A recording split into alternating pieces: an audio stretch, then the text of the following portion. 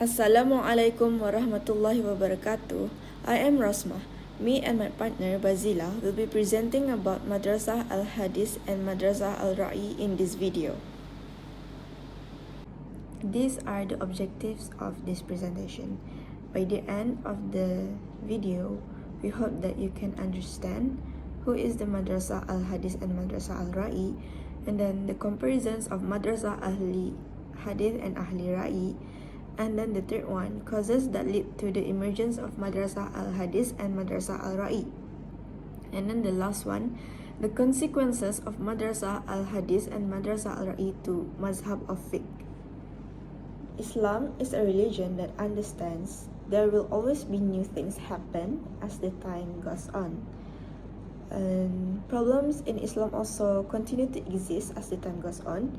And all of these problems actually can be solved at the end.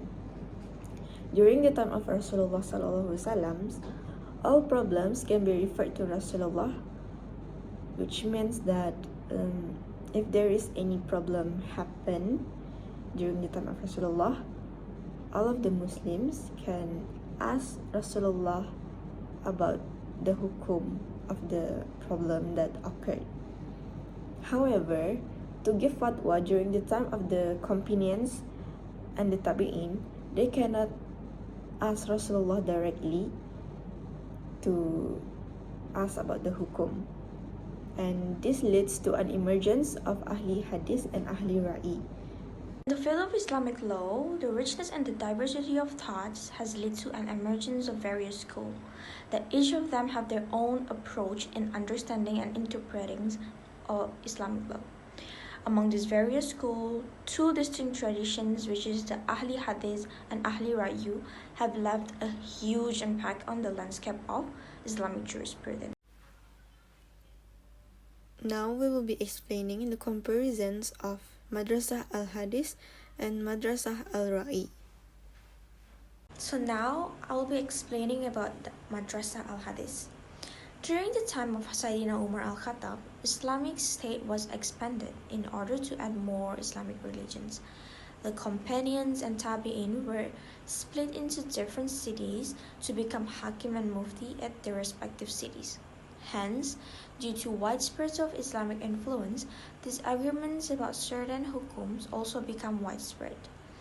These disagreements of certain hukum, it leads to an emergence of two madrasah, which called Ahli Hadith and Ahli Ra'i. Ahli Hadith grew and developed in Hijaz. These scholars is really concerned with memorizing all of the hadiths and fatwas of the companions. Therefore, they did not think beyond the text of hadiths and fatwas of the companions. They only limit themselves to what is mentioned in the text of hadiths and fatwas of their companions. They did not use their intellect or akal while interpreting and extracting Islamic law. Ahli Hadith disregards whether the nas, which is the hadith and fatwas of the companions, are right or wrong, but they insist that what is mentioned in the hadith or fatwas of the companions is the right one. If there is a need of fatwas, Ahli Hadith only refer blindly to the hadith and fatwas of the companions without trying to think and investigate more on why the nas, which is hadith and fatwas, mentioned that hukum. Ahli Hadith left all the hadith ahad that were contrary to the practice of Madinah jurists. They really held to the hadith that they consider strong with the arguments. Now I will be explaining who is Ahli Ra'i. Ahli Ra'i centered and grew in Iraq, which is in Basrah and Kufah. The literal meaning of Ra'i is actually opinions and considerations. Ahli Ra'i is very concerned about researching Allah's laws. They have a thought that all of the Islamic law can be deeply understood, and all of the Islamic law is aimed to preserving human welfare, which means that they have a thought that all of Islamic laws that comes from Allah can be understood, and all of these laws or hukum actually can give benefits to human being. When Ahli Ra'i extract a hukum or use ijtihad to give fatwa, they will use their akal to find a solution for a problem that has occurred. Next, Ahli Ra'i also very concerned and pay attention on how the reasons occurred and the maqasid of Sharia, because they think that Islamic law is revealed to provide benefits and goodness to humans. Ahli Ra'i hold a lot of opinions as they always use their akal when giving fatwa. Lastly, Ahli Ra'i have a thought that it is important to use akal when there is no solution found in the Al-Quran and Hadith. From their perspective, that is the way to solve a problem that has never been occurred before. So now I'll be explaining to you why Ahli Hadith and Ahli Rayu exist. So the first reason would be Ahli Hadith is rich in Hadith and Fatwas, but Ahli Rayu is the opposite. That is why Ahli Hadith use Hadith when extracting hukum, and Ahli Rayu only use their akal in order to extract hukum, because Ahli Rayu is lack of Hadith and Fatwas during that time. Secondly, Ahli Hadith has witnessed how their people were creating false Hadith and changed the true Hadith in Iraq. However, this event has never been witnessed by Ahli Hadith. The third reason is because of the atmospheres in Hijaz and Iraq has a huge difference. A lot of new things happened in Iraq, such as the problems of muamalat was not experienced by the Ahli Hadith. Due to these events, Ahli Rayu needs to use their akal to give fatwas. And the last reasons would be Ahli Hadith grew in Hijaz and Ahli Rayu grew in Iraq. Hijaz, which is Mecca and Medina, where Rasulullah resided.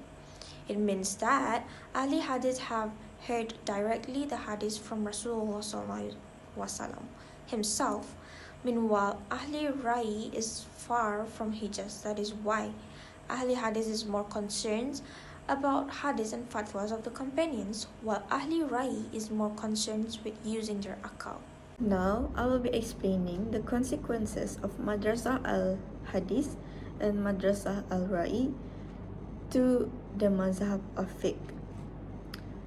The two schools, which is Ahli Hadith and Ahli Ra'i, have led to an emergence of another mazhab or school in the development of fiqh in Islam. Through Ahli Ra'i, there is the emergence of a school known as Mazhab Hanafi, which is developed by Imam Abu Hanifah. Meanwhile, through Ahli Hadith, there is an emergence of a school known as Mazhab Maliki, which is developed by Imam Malik bin Anas, and then Mazhab Shafi'i, which is developed by Muhammad bin Idris, and lastly Mazhab Hanbali, which is developed by Ahmad bin Hanbal. Another consequences of Ahli Hadith and Ahli Ra'i to the mazhab of fiqh is that Ahli Hadith and Ahli Ra'i have their own way of receiving and responding to a hadith. Some of them argue with hadith and some not. Some of them also think that hadith is strong and good, while others think it is weak. Differences like this is the cause that the hukum is said to be different as well, because Ahli Hadith is very concerned of using hadith in their fatwas. Meanwhile, Ahli Ra'i is very concerned of using their intellect or akal in their fatwas. So to conclude of all the points of our presentations today, basically, Ahli Hadith is more active in Hijaz, which is in Mecca and Medina. Meanwhile, Ahli Rayu is more active in Iraq, which is in Kufa and Basra. Ahli Hadith is more relying on what is mentioned in Al-Quran and Hadith when extracting hukum. Meanwhile, Ahli Rayu is relying more on their akal when extracting hukum. Conclude, Ahli Hadith and Ahli Ra'i have led to an emergence of another four famous mazhab or school, which are the Mazhab Hanafi, Mazhab Maliki, Mazhab Shafi'i, and Mazhab Hanbali. Even if Ahli Hadith and Ahli Ra'i have different view on how they extract Islamic law, both still agree that Al-Quran and Hadith is the main source of extracting Islamic law. That's all from our presentation, and we hope you can gain some new knowledge and information about the topic that we presented just now. Thank you for listening.